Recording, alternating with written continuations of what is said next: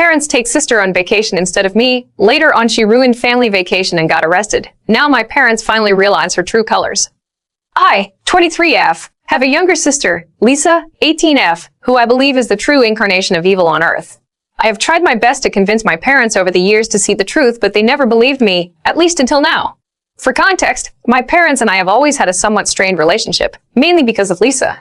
My parents absolutely adore her because my mother had a miscarriage, and she lost the baby, which deeply affected her. Lisa, born a few years later, was regarded as their miracle child, a beacon of hope and joy that healed the pain of their previous loss. My parents showered her with affection and attention, turning her into the center of our family universe. Now, let me be clear, I loved my younger sister when we were children. It's just that I slowly started realizing that Lisa had an incredible talent for manipulation that none of my family members were able to grasp. She knew how to twist the story in her favor, and she was a master at playing the victim card. Once on my birthday, I got this amazing antique pocket watch from our grandparents. I was so happy with it as my grandmother told me that it was a family heirloom. But Lisa, well, she was clearly jealous and kept asking if I could share it with her. I said no because it was a gift for me on my birthday. She tried to persuade our parents, but since it was from our grandparents, they couldn't do much. That night, Lisa, who knew I was terrified of spiders, placed a house spider inside my pillowcase, ensuring I would discover it when I went to bed. I awoke to the horrifying sensation of a spider crawling over my skin and started screaming. My parents rushed to my room in concern. Lisa acted all surprised and caring, but later, she admitted to me with a creepy grin when we were alone that she put the spider there to teach me a lesson. I was shocked by how casually she confessed, without any remorse. Another time, I remember when I had a crush on my classmate, Mark, and I finally had the courage to invite him over to watch a movie with me. I was feeling all giddy and excited and had carefully picked out a dress to impress him. But, as soon as Mark arrived at our house, Lisa deliberately spilled a glass of juice all over my dress and started laughing at me. I was mortified and had to change, all while trying to hide my embarrassment. As if that wasn't enough, Lisa started telling Mark embarrassing stories from my childhood, making me feel utterly humiliated. She didn't leave us both alone the entire time we watched the movie. When Mark was about to leave, Lisa smirked and told him that he could do much better than me. Mark, who had been uncomfortable the entire time, left in a hurry. I just couldn't believe how cruel and cunning my younger sister could be. Over the years, I told my parents about her antics several times, but they always chalked it up to her being young and naive. They just couldn't see her for who she really was. Whenever I complained, they just dismissed me and thought of me as the troublemaker in the family. So, I eventually stopped speaking up about her. Lisa continued being their favorite child, while I, always straightforward, often felt like the outsider in my own family. I focused on my studies and managed to get into a good college. This gave me a chance to move out of our house and have a better life in college. However, every time I returned home during breaks, Lisa made it abundantly clear that she despised having me back in the house. She would deliberately ignore me, refusing to engage in even the most basic of conversations. During family meals, she would avoid sitting next to me or interrupt me if I was talking to our parents. Her constant need to undermine my presence was evidence that she despised the idea of me being around and was determined to make my visits as uncomfortable as possible. Lisa even used to mess with my stuff, pretending that she needed to borrow things, but would often damage them or lose them instead. My parents did nothing when I tried to complain and instead urged us to get along with each other. As a result, I began avoiding coming home during breaks. I would come up with excuses to spend my breaks with my college friends' families instead. Truth be told, my parents didn't mind as much and chalked it up to me being independent and wanting to enjoy some time away from home. When Lisa graduated from high school, she didn't have the grades for college, so she settled for community college instead. This meant that she never had to move out of our parents' place. These days, I am working at a multinational corporation in San Francisco, and I genuinely enjoy my job. I sometimes stay in touch with my parents, but I rarely visit back home. I don't maintain any contact with Lisa whatsoever. Now coming on to the story, my father recently had a near-fatal heart attack. Fortunately, he survived by some miracle and was rushed to a hospital. When my mother called to tell me about it, I immediately booked my tickets and flew back home to be there for them. The doctors prescribed numerous medications for my father and strongly advised him to start working out. Since being discharged, my father has expressed spending more time with us as a family and told me how lucky he was to be saved from the brink of death. I understood where my dad was coming from, so I continued spending a few days at our house. My job has the option to work remotely, so it was no problem. However, I noticed that Lisa was deeply agitated that I was back. I tried my best to avoid her because we were both older now, and I didn't want to argue after our dad's heart attack. One morning during breakfast, my father suggested that we all go on a family vacation as it had been a long time since we all went somewhere together. Initially, I had my reservations, but knowing how important it was to my dad, I agreed. As for Lisa, well, she wasn't thrilled about it, but she had no choice but to go along with the plan. My father made all the arrangements for our flights and accommodations. I had planned my leave from work well in advance and informed my colleagues not to contact me during this time, as I genuinely wanted to enjoy quality time with our parents. However, when we arrived at the airport, I found out that my flight ticket had been canceled. I exchanged puzzled looks with my father, who kept insisting that he had booked and paid for my ticket. When we checked further, it turned out that out of the 4 tickets, the one with my name on it in particular had been mysteriously canceled. As I stood there, trying to comprehend the situation, I looked over at Lisa. She had a sly smile on her face as she stared at me. It was a look I had seen so many times before, the same expression she wore when she had successfully pulled off one of her manipulative tricks. I realized at that moment that she was the one who had canceled my ticket, probably from my father's computer. I started yelling at her as she continued to stand there smiling at me. I pointed out to my parents that it was Lisa's doing as she never wanted me to go on this family vacation in the first place. Instead of believing me, my mother immediately dismissed my claim, saying your sister would never do something like that. She went on to tell me that I should stop being jealous of my younger sister and that it was just a freak accident that my ticket had been canceled. My father also tried to justify that this might have been an airline mistake and I should not blame it on my sister. I was utterly frustrated that my parents couldn't fathom that their beloved miracle child would be behind such a deception. At this point, there was nothing that I could do. My ticket was already canceled and there were no other flights for that day. While it was possible for me to catch a flight the next day, I didn't relish the idea of returning home, booking a new flight, and traveling alone. After all, this was supposed to be a family trip. I was also dreading sharing a room with Lisa during this trip.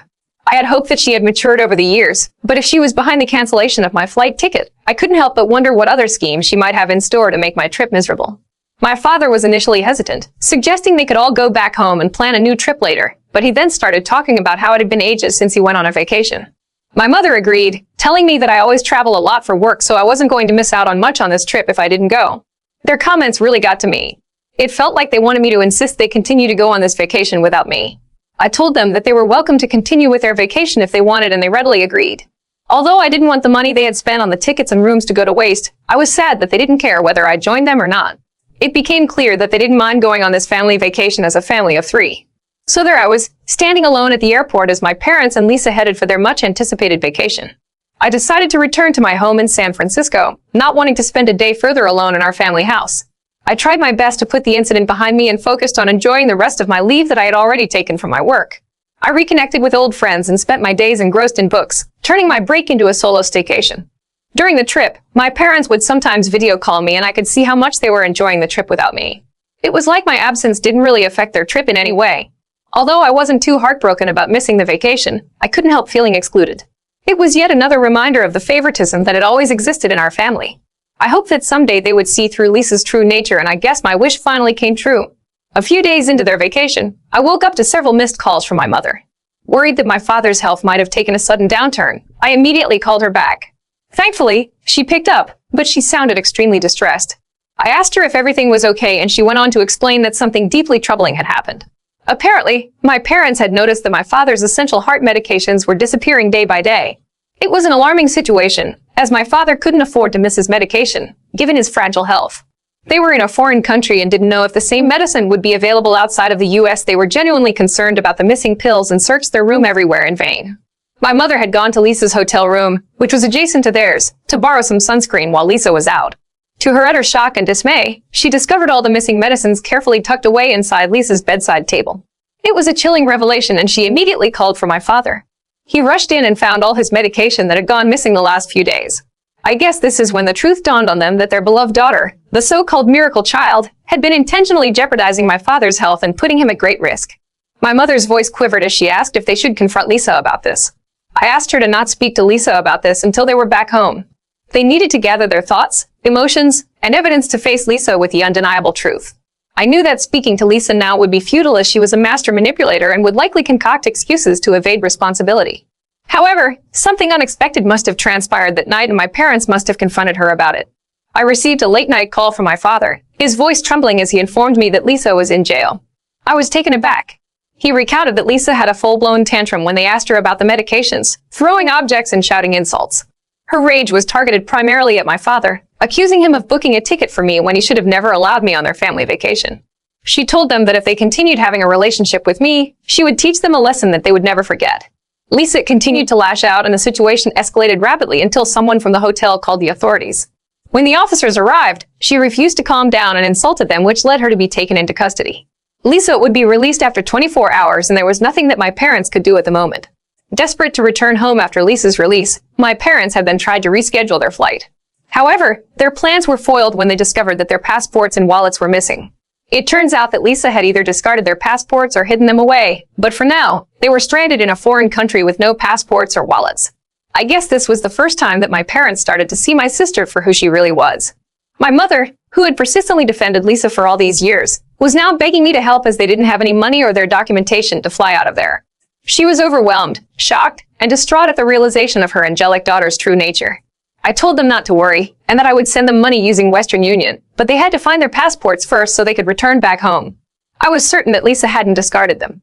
My parents were finally realizing that I had been the honest one all along about her antics and were grateful that I was helping them out despite them not taking me on this vacation. They apologized for their behavior. While part of me wishes I could forgive my parents, it's hard to shake the feeling that I've been deprived of their love for all these years due to their favoritism towards my sister. So, Ida for not forgiving my parents that they went on this vacation without me, and now that they get a taste of it they come back begging for my forgiveness? Update 1. Every day, my parents call me with updates, and I am growing increasingly anxious about their situation. You see, after Lisa was released from jail the next day, my parents threatened her to give them back their passports or they would call the authorities on her again. Faced with no other choice, Lisa eventually revealed where she had hidden their passports. Upon their return home, my parents confronted Lisa and made it clear that she needed to gather her belongings and leave. It had become abundantly clear that they had reached their breaking point, finally realizing the truth about their daughter's manipulative and harmful actions. She might jeopardize his health again by stealing his medicines. This started another screaming match between Lisa and my parents. During this confrontation, Lisa began to hurl accusations at my parents, expressing her anger and resentment.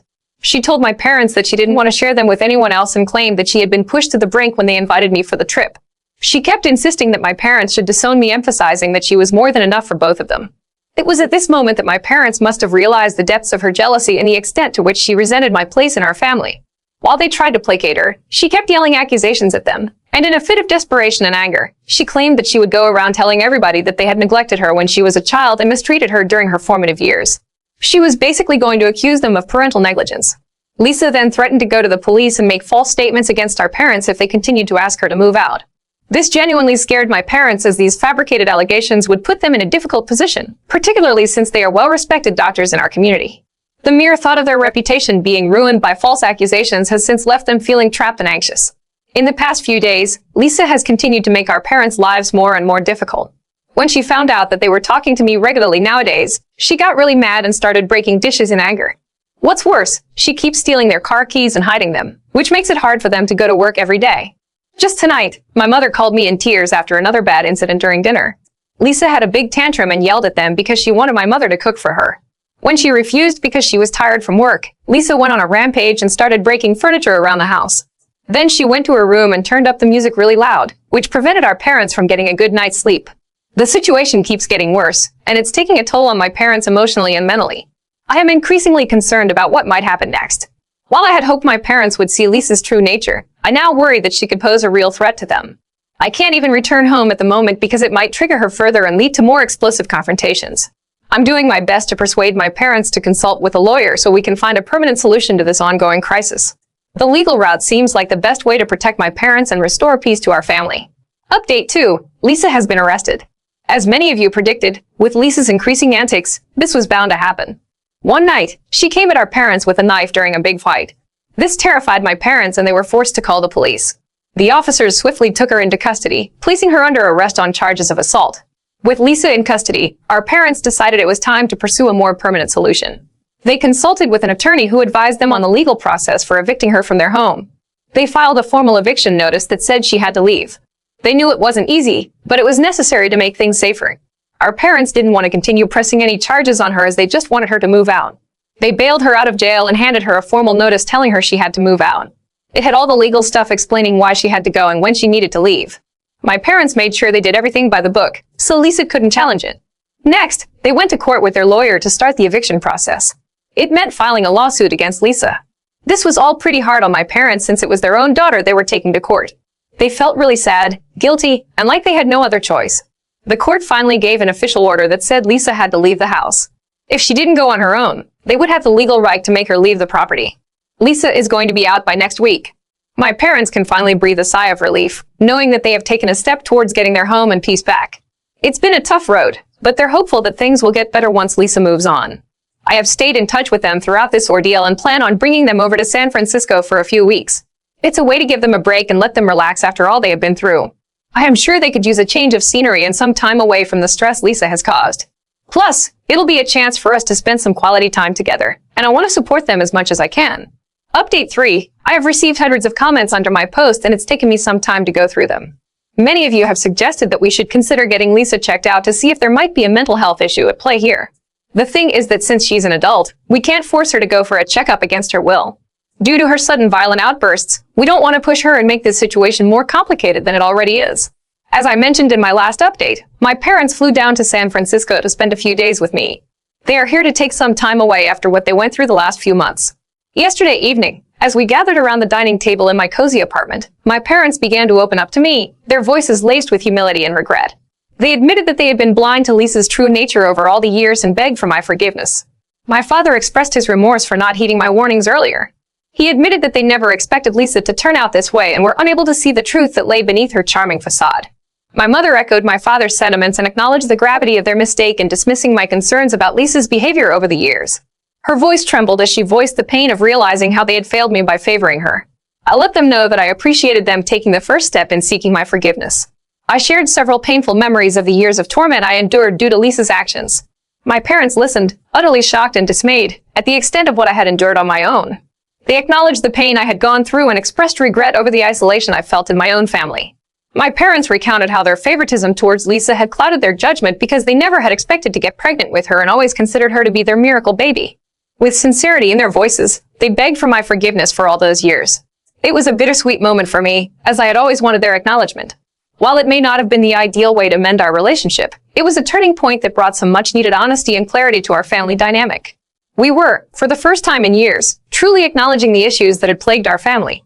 I told them that it would take me some time to trust them again, and we all agreed to work through this together. For now, I plan to make the most of the time I have with my family while they are here with me for the next few days. Update 4. As the days passed, my parents and I spent more time together, exploring the vibrant streets of San Francisco, enjoying leisurely meals, and simply relishing each other's company. It has been quite a journey to reconnect with each other by rebuilding the bonds that have been frayed by years of favoritism and denial.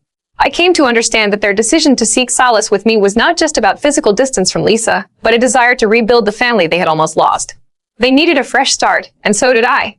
My parents and I have since discussed what to do with Lisa. She is currently staying at one of her friends' homes. We can't simply abandon her, despite the turmoil she has caused in our lives. As parents, my mom and dad feel a profound sense of responsibility towards their daughter, even if her actions have been unforgivable. We have come to terms with the fact that her behavior might not be just willful mischief, but might be indicative of deeper issues. We plan to explore the possibility of a mental health evaluation to better understand her condition. However, since Lisa is an adult, we can't force her into such an assessment and plan to find a way to encourage her to seek help voluntarily. My parents plan on reaching out to Lisa once they are back home to see if she is open to a discussion. I don't want to contact her because she still holds a strong grudge against me, and I'm trying not to worsen the situation for the sake of her mental health. Considering the past incidents of aggression and violence, I have encouraged my parents to meet her at a public place so that she would be forced to control her emotions. Our primary goal is for Lisa to grasp our perspective and, most importantly, recognize the deep love and concern we hold for her. It's not about assigning blame, but rather about coming together as a family to address the issues that have strained our relationships.